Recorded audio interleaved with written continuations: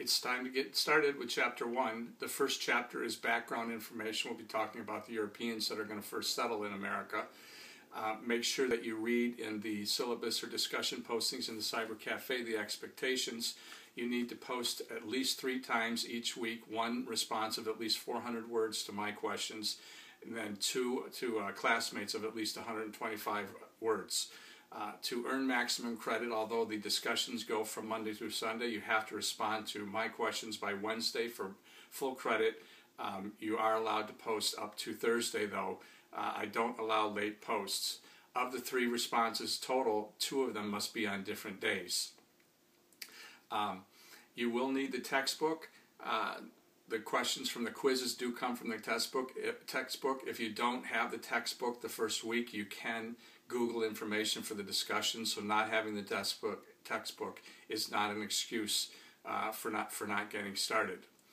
There are 3 questions in the first chapter. Each chapter there'll be a choice of questions for you to choose from, and let me quickly review those.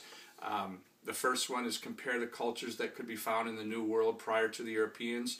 Why were some groups more advanced than others throughout the same region? This applies to the Native Americans that the Europeans will encounter. Your second option is discuss the process by which early Portuguese sailors acquired slaves in West Africa. And then your third option is compare the experience of the French, Spanish, and English in colonizing the New World. What common perception of the region did they share? And discuss the differences in their relationship with Native Americans. Some of these questions you can kind of thoroughly answer. Some I don't expect you to. Rather than the last one talking about the French, English, and Spanish, take one of them in 400 or so words, discuss that.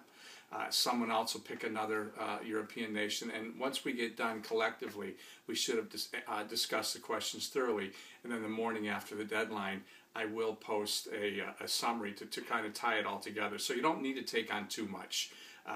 Again, if you all post a general discussion response to the questions, then it's going to get very repetitive. So get into a little more detail, and we can learn more and be more interesting.